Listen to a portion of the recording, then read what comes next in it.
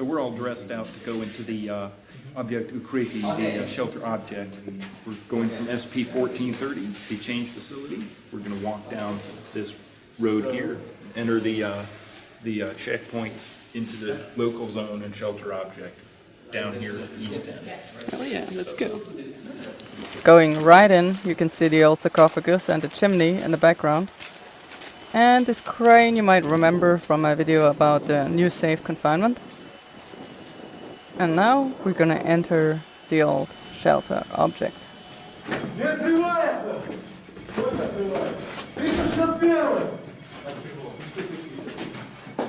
Не с одной стороны, что ли? С двух сторон открываться, я буду сейчас шугать. Давай ищи, мы пока пойдем.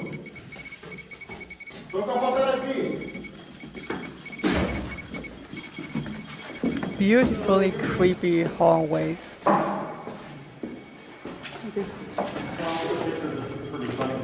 So we used to see the smoking area. There was a sign saying you did smoking in the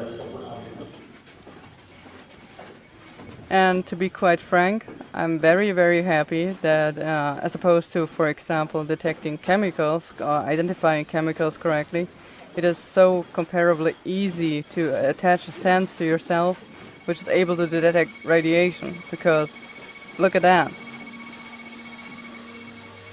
Such dramatic changes in radiation levels, high radiation levels that we can encounter in here.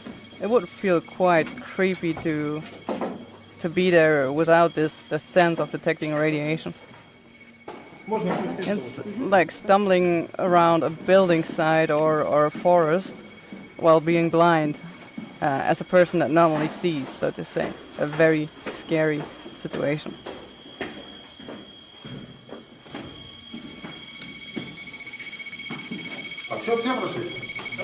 The radiation levels right where we aren't too bad, but the thing is, if you go on that corridor and walk a little further and actually enter the area where the molten reactor core still remains, about 150 tons of nuclear fuel remain in there, which molten together in a big pile of junk, basically, of graphite, of anything that was in there and that made up the reactor core, into 1,300 tons of fuel-containing masses that remain in there nowadays.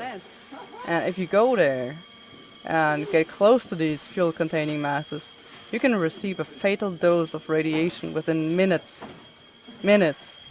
even to this day, 30 years after the accident. Anyway, we are close to the control room.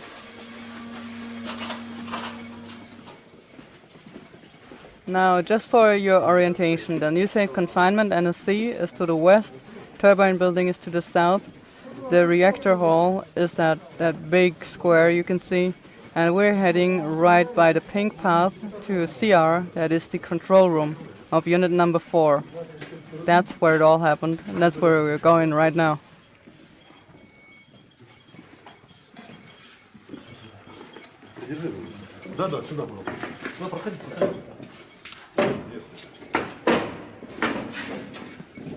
And here we are. So we're here in the control room of reactor number 4 of the Chernobyl nuclear power plant. Это было рабочее место инженера управления реактором. This is the reactor operator's position. This is the balance of plant, meaning the pumps and so forth. And at the far end is the turbo generator set controls. And then there are back panels that have the safety parameter display systems and things like that. It looks like all of the control rod position indicators have been removed from the core cartogram over here, but there's one that is just evidently it's just been laid out on the top of the bench here. But these were for the 200 control rods that unfortunately did not make it all the way into the core when they tried to shut this reactor down.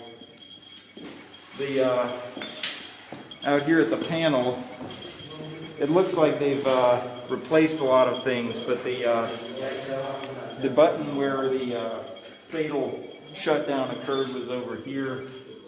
They had the so-called AZ button, the level 5 emergency shutdown button. I think they say they pressed it just because the experiment was done and that was a way to shut down the reactor. But unfortunately, they had too much reactivity in the headers on the leaders on the control rods, and ended up starting a runaway chain reaction that they couldn't stop. So the young man sitting here, Leonid Toptunov, dead. His supervisor, Alexander Akimov, dead. He was younger than I was, and killed in this accident. And the deputy chief engineer, Anatoly Dyatlov, lived long enough to give his account of the accident, and he argued with INSAG about some of the technical matters leading up to the accident.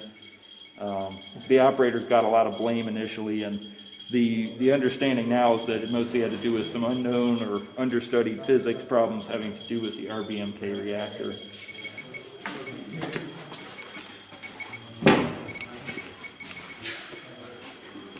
So this is it. This is where the world's worst nuclear accident happened. But peekaboo, let's find some hotspots.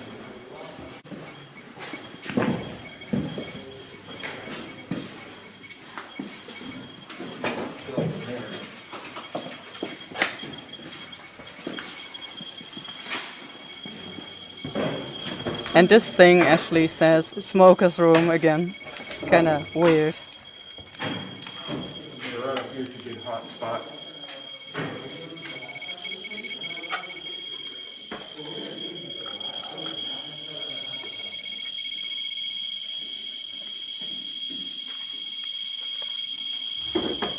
So this is one of the hottest spots I found in here.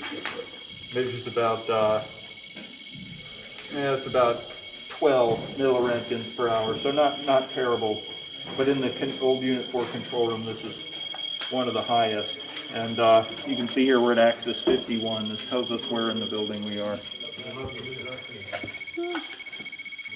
30 micro at this point. On this wall, turbine.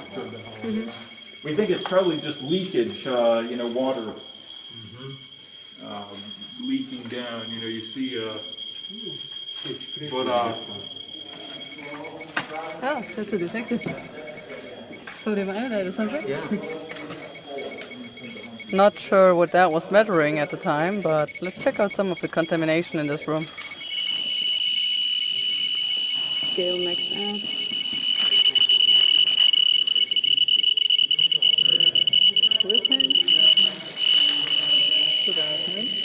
Seems to be a lot of data.